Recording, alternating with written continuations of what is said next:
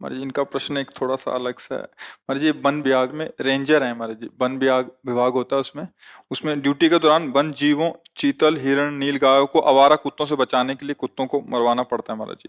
Duty के दौरान बाघों के संरक्षण हेतु भैंस के पाड़ों को बाघ के आगे डालना पड़ता है महाराज जी। इन कह रहे हैं कि उक्त जीवों की हत्या करवाने में मैं पाप का सहभागी हूँ, क्योंकि मेरी सेवा ही है उस वन विभाग के व्यवस्था को बनाए रखने के लिए।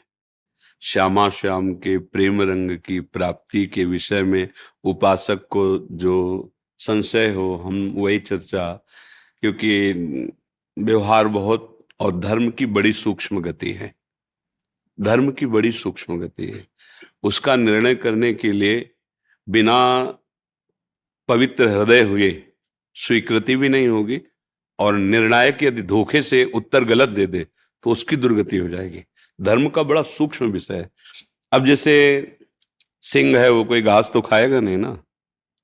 सिंह है, उसको मांसाहार है, पर हम किसी गाय, भैंस, पशु को पकड़कर उसके सामने फेंकना, ये हमारे लिए तो पाप हो जाएगा ना। वो अपने बल से किसी भी पशु की हिंसा करके खाता है, उसके लिए उसका पाप नहीं, क्योंकि उसका आहार है।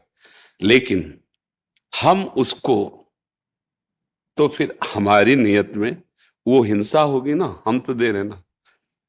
अब दूसरी बात इस भाव में लेते हैं कि जैसे हमारा राजकीय सैनिक राज्य सुरक्षा में खड़ा हुआ है, और उधर से कोई जन समुदाय को क्लेश पहुंचाने वाला दुष्ट भाव वाला तो बिना विचार के वो गोली मार देगा, ये उसका पुण्य होगा।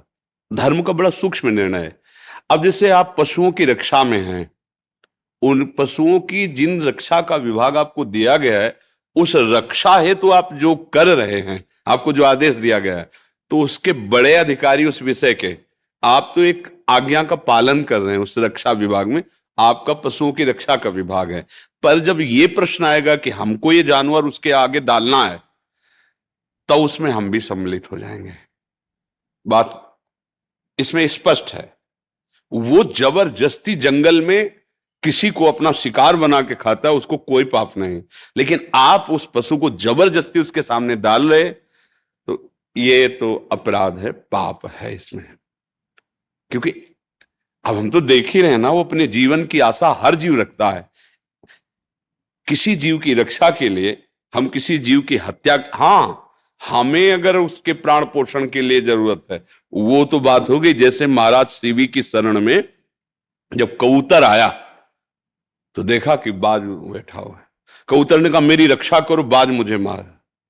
तो उन्होंने कहा कि अब तो आपको नहीं खाने देंगे कबूतर को, क्योंकि मेरी शरण में आ गया। और उसे कहा तुम निर्भय हो जाओ। बाज से कहा कि तुम जो पाना चाहो।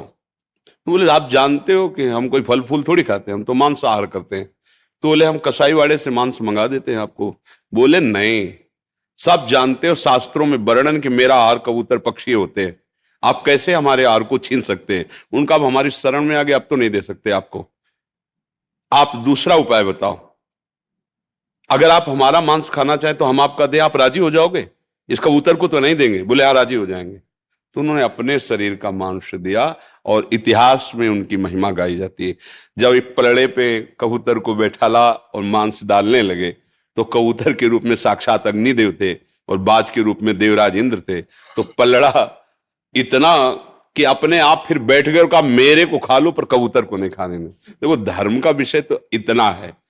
अब हम जबरदस्ती किसी जीव को उस हिंसक पशु के आगे डाल रहे, मेरी राय में, मेरी समझ में, जो अभी मुझे भगवान प्रेरित कर रहे हैं कि ये धर्म विरुद्ध आचरण, वो बलात् जबरदस्ती खाता है, ये उसका स्वभाव है, उसका बल है, जंगल का राजा है, उसका आहार है। लेकिन हम बलात् घसीट कर उसको, तो ये विषय तो हम उत्तर देने में हिचकते हैं कि ये अपराध से सम्मिलित होगा उस जीव के लिए। अब आप और आपके अधिकारी वो क्या निर्णय वो आप जाने, लेकिन जहां प्रश्न कर रहे हैं उसका। अच्छा, पागल कुत्ता है, आवारा कुत्ता है। अब आपको पक्का पता है कि वो पागल है, आपने डॉक्टरी जांच कराई, पागल है। अगर कुत्ता पागल नहीं है तो क्या उसका जीने का अधिकार इस भूमंडल पे नहीं है क्या? भाई छिपकली है, मच्छर है, क्या इनका अधिकार नहीं? तुम्हारे लिए पूरा कमरा मिल गया, छिपकली एक जगह छिपकी, आप अपनी सुरक्षा कीजिए, लेकिन उसको मार नहीं सकते आप। उसको भी तो सृष्टि में जीने का अधिकार है। तो वो पागल नहीं है, आवारा शब्द आप उसको दे दें, तो आवारा का मतलब है कि वो जीना चाहता, वो पागल नहीं है। कोई उसे घर में नहीं पाले पर वो जीना चाहता है, तो अब उसको मारना पाप तो लगेगा ही। अब कोई व्यक्ति आपकी समझ में नहीं आ रहा, आप गोली मार देते तो आपको अपराध लगे, पहले समझिए वो कौन है। अगर ऐसे कि वो हमारे समझ में नहीं आया, मतलब लग रहा था कि हो सकता है, हो सकता में उसको दंड देने के लिए पहले जांच कीजिए। जैसे हो सकता है कि ये चोर है, मार दिया महात्माओं को, आपने पीछे सुना होगा। ये कानून है क्या? आप उसको बंदी बना लीजिए, आप उसकी जांच कीजिए, जब अपराधी निकले तो दंड दीजिए कानून के अनुसार। तो चाहे कोई भी जीव, हर जीव जीना चाहता है, और उस जीव को एक जीव की रक्षा के लिए यदि ऐसा, हम तो हमें लगता है कि ठीक नहीं है। क्योंकि 100 अगर पालतू कुत्ते होते तो 200 आवारा भी होते हैं। अब हमसे जो पूछ रहे हो ना, आप जहां पूछ रहे हो अध्यात्म का विषय है यहाँ, तो इसलिए हम तो यही कहेंगे, ऐसा शास्त्र में हमने पाया है। तो इसलिए अभी ये बहुत सूक्ष्म विषय है, क्योंकि जीव हत्या, इस पर तो बहुत, अगर हम गलत निर्णय कर दे तो हम दंड के भागी होंगे, इसलिए ऐसा नाम जप करते रहना, कैसी भी परिस्थिति हो, राधा राधा राधा राधा। अब भगवान जहां जैसे रख रहे, सावधानी रखो कि जैसा विकास साहू जी ओडिशा से। राधे राधे महाराज जी, आपके चरणों में कोटि कोटि प्रणाम। महाराज जी, मैंने आपके एक कथा में सुना था कि जब अपने परिवार और संबंधों से जब दुख और अपमान मिलता है, तब उसे श्री जी की कृपा माना जाता है। इसी कृपा को अनुभव करते हुए पिछले 8 महीनों से राधा नाम जप और आपके बताए हुए मार्ग पर चल रहा हूँ। इसलिए मुझे भौतिक सुखों से विरक्ति सी आ रही है, लेकिन मन के अहंकार को त्यागना मुश्किल सा हो रहा है।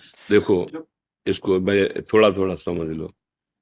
ये तो सत्य विषय कि यदि ईमानदारी से आप भजन करोगे तो असलियत में फिर आपका मन बताने लगेगा कि सब ड्रामा है, कहीं सुख नहीं असलियत में। इसलिए हम कई बार सत्संग में कहा है कि आपको जो भोग बहुत प्रिय हो तो आप नाम जप करते हुए उसको स्वीकार करना, फिर डायरी में उसी समय लिखना उसके बाद कि आपको क्या सुख मिला। क्योंकि थोड़ी देर बाद फिर माया भुलवाएगी, उसी का चिंतन करवाएगी, फिर तुम्हें आकर्षण करेगी। अगर वो दिमाग में बैठ जाए उस समय, पूरे फाइनल, खाया पिया पूरा फाइनल, अब क्या है, क्या सुख मिला, थोड़ी देर बाद फिर लालसा। अगर मिला होता तो शांति तो मिल जाती, नहीं बोले शांति मिली कितने मिनट के लिए, फिर नवीन भोग की आकांक्षा, फिर नवीन तन की आवश्यकता, नवीन पदार्थ के। ये प्रपंच, ये माया कभी नहीं। तो जब हम सत्य भजन करते हैं, वास्तविक ईमानदारी से, सत्यता से चलते हैं, तो ये तो मृत्यु लोक के भोग हैं। ब्रह्मादिक के भोग सब विषम लागता है, पर चतुरता यही है कि दिखावा नहीं होना चाहिए। क्या? उसी भोगों के बीच में रहो, उसी परिवार में रहो। मन बैरागी हो रहा ना, नाम जप करो और किसी को जानने मत दो, और अपने कर्तव्य का पालन करो, निकल जाओगे। अभी बैराग उठा, मान लो आप भाग पड़े, अब शरीर की आवश्यकताएं जागृत होंगी माया के द्वारा प्रेरित होकर, क्योंकि अब निकलना चाहते हो ना। तो आपके सामने भूख, प्यास, काम, क्रोध, लोभ, मोह, मद, मत्सर एक साथ टूटेंगे आपके ऊपर। अब आप व्यवस्था के चक्कर में पड़ोगे, तो जो तुम्हें भजन के बल से वैराग्य मिला था ना, उसकी धज्जियां उड़ जाएंगी। यार कहीं तो खाने को मिले, कहीं तो रहने को मिले, और अगर खाने पीने को भंडारा और चक्र हो ना, अब और चाहिए, क्योंकि पूर्वाभ्यास इंद्रियों का है। अब क्या करोगे? अगर इधर उधर गंदा देखोगे तो नीचे गिर जाओगे। इसलिए बहुत समझ के, वैराग्य बहुत अच्छी बात है, पर अंदर का, बाहर का नहीं। वो इसी घर में रहो। मान लो आपने पाणी ग्रहण किया, पत्नी आपको तो वैराग्य चढ़ा है, उसका संसार का भाव, भगवान नाम लेते हुए उसकी भाव, क्योंकि अधिकार है, पाणी ग्रहण किया है, उसकी भावना की पूर्ति। अब ये नहीं कि भाई हमने सुन लिया कि ब्रह्मचर्य सर्वोपरि साधन, अब हम नहीं, ऐसा नहीं। अगर वो व्यभिचार धर्म में उतरती हो, आपने पाणी ग्रहण लिया, तो आप पाप के अधिकारी बनेंगे। आपको संयम से रहते हुए उसको समझा बुझा के जितना लंबा समय खींच सके, क्योंकि आपने पाणी ग्रहण लिया। अगर बुद्धिमानी से नहीं चलोगे ना, तो ये माया है, 4 दिन का वैराग्य है, फिर पिछला को वहीं खड़ा कर देगी। पक्की बात समझो, धर्म से चलो और अंदर से वैराग्यवान रहो। इससे बढ़िया बात क्या है? अंदर से हमें संसार अच्छा नहीं लगता और भजन चल रहा है, क्योंकि अब गृहस्थी में हो। अगर तुम मान लो नई अवस्था होती, संसार का स्वाद नहीं लिए, और ऐसा कि अब हमें वैराग चल रहा है, तो कहते निकल के देखो भला, देखो महीना 2 महीना बिल्कुल परिवार के संबंध से शून्य होकर अलग जगह रहो, फिर देखो तुम्हारी मना स्थिति क्या है। खान पान की कोई व्यवस्था नहीं, रहने की कोई व्यवस्था नहीं। देखो अब बोले हाँ 4 महीने हो गए कोई व्यवस्था, हाँ तो और आगे बढ़ो, आओ अब इस तरह से चलो, फिर क्रमशः चला जाता है। तो वैराग्य का मतलब हम गुरुजनों के शासन में रहते हुए आगे बढ़ो। अब आप गृहस्थी में रहो, आज वैराग्य चढ़ रहा है, कल पूर्वाभ्यास जो विषयों का है वो तुम्हें गिरा देगा, फिर नाटक होगा भजन में। अभी भजन हो रहा है, अभी तुम्हें संसार कड़ुआ लग रहा है, बढ़ो बढ़ो वहीं बढ़ो जहां हो, जहां से प्राप्त हो रहा है। और वो स्थिति आ जाएगी ना, तो घर में रहो चाहे वन में रहो, बात एक ही हो जाएगी। और अगर ऐसे भगे तो धोखा हो जाएगा। हमारी प्रार्थना मान लेना, ये बड़ी लंबी रास्ता है, ये बड़ा लंबा मार्ग है, और इसमें बड़े बड़े लुटेरे खड़े हैं।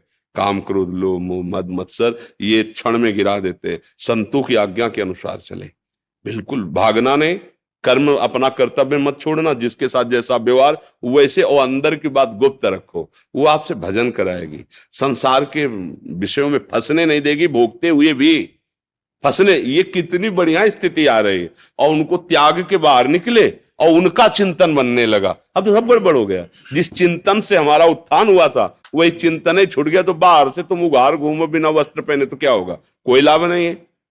अंदर से भगवान से प्यार बढ़ रहा है, संसार के भोग अच्छे नहीं लग रहे, ये स्थिति चाहिए। वो मिल रही तो चुप शांत, किसी से कहना नहीं, कोई ये जान न पावे कि आपको विषय अच्छे नहीं लगते। चतुराई इसी में है, अपने अंतर की बात केवल अंतर्यामी भगवान जान रहे। दूसरे के यार, जीव को एक जीव की रक्षा के लिए